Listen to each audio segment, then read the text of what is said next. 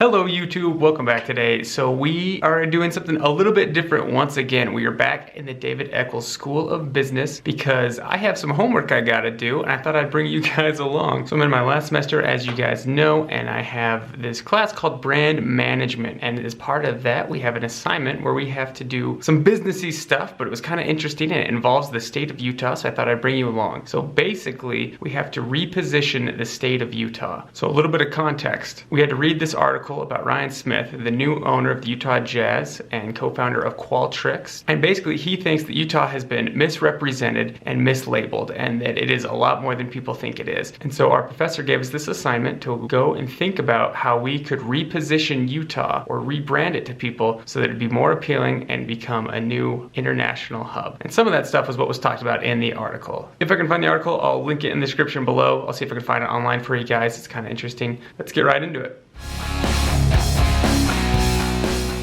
Alright, so for this project, we have to define the target market going through the 5 C's. Company, collaborators, customers, competitors, and climate. I'll go through what all of that means for you guys. You're going to be learning a little bit of marketing jargon. And then we're going to talk about the optimal value proposition, points of parity, points of dominance, points of compromise, things like that, strengths and weaknesses, so to speak. And then we have to write a positioning statement. That's kind of like the big closeout, and we'll see how we get there. So I thought to start, we would go with the 5 C's and define the target market.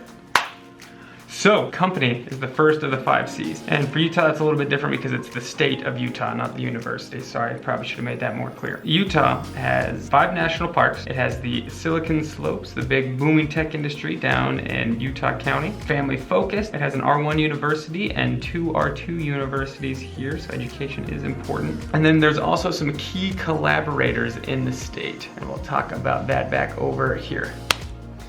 Alright, so some of the big collaborators in the state are obviously the Church of Jesus Christ of Latter-day Saints. The Mormon pioneers came across in 1847, I believe, if my history serves me correctly. And they founded the state, or a big part of it still. A lot of their background and philosophies have, permeated into the state's culture, absolutely. Federal government is a big collaborator with the National Park Service. We have 5 parks here. Some of them are some of the most renowned arches with, Delicate Arch, Zion National Park, with Angel's Landing and the Narrows. But then other big key collaborators include the big tech companies that are part of the Silicon Slopes. So we have Qualtrics, 1-800-CONTACTS, eBay has a campus down there. And then another big collaborator in Salt Lake City is Delta Airlines. Salt Lake International Airport has a big Delta hub here. A lot of flights come through and in and out of Salt Lake City. So that is a big collaborator. And then customers. Who are the customers of Utah? That's kind of a strange thing to think about, but I would say that it is young families with an active lifestyle. I think that is who thrives in Utah, who likes to be here, because you can get out and enjoy all the different outdoors. We have the 4 seasons, so I would say it's young, active lifestyle families and outdoor enthusiasts. That's maybe the secondary market. As far as competitors go,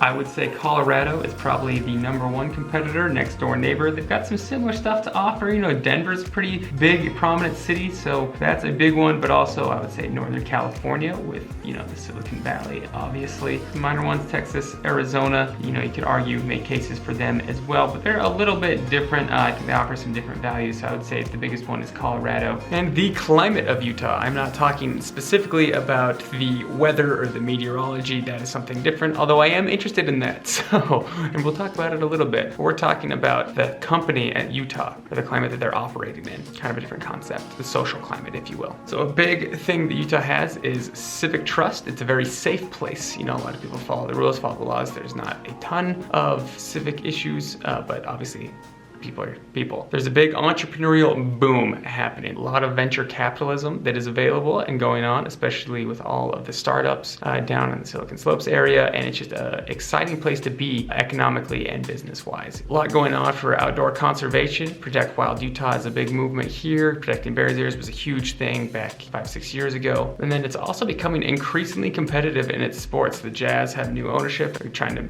make bigger pushes, bring bigger names in. So as the University of Utah made it to the Rose Bowl for the first time. That school that's down in Provo, it just is going to the Big 12, so that's, I guess exciting for them. So that wraps up our 5 C's. Company of Utah, collaborators that operate in Utah, the customers of Utah that buy what Utah has to offer, competitors of Utah, and the climate of Utah. That's the 5 C's and the target market. So now we're going to discuss optimal value proposition and points of parity and stuff like that.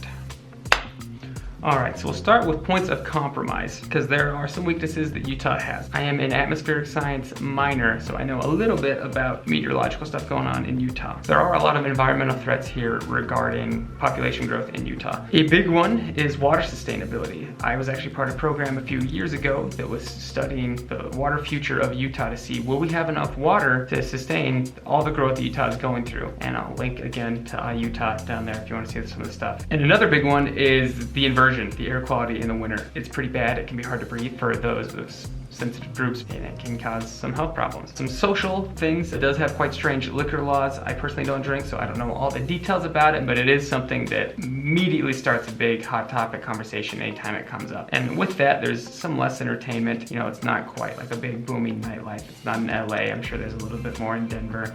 All right, so points of parity. If you want to go over to Colorado, similar issues. What Utah has to offer is a lot of outdoor things. There's a very strong ski culture in Colorado. There's a lot of outdoor culture in Colorado. All right, so you want to talk about points of dominance for Utah. Has Denver ever hosted the Olympics? No, surprising. There's some stuff about it, history there, some controversy. Anyways, Salt Lake City has hosted the Winter Olympics 2002. We have 5 national parks here in Utah. Colorado has 4. So that's close. You might call that a parity, but I'm gonna claim it as a point of dominance. We got one more, we have more. Dominated. Proximity to the mountains is a big one. I can be in the mountains in 20 minutes from my house on a hike, on the trail. From door to trail, 20 minutes. Denver, it takes like an hour to get to the mountains from the city. Did you know that? A lot of people will see a picture of Salt Lake City and think it's Denver because of the mountains, but really Denver's not super close to the mountains. I mean, relatively they are, but comparative to Utah, I'm on the foothills right now, currently.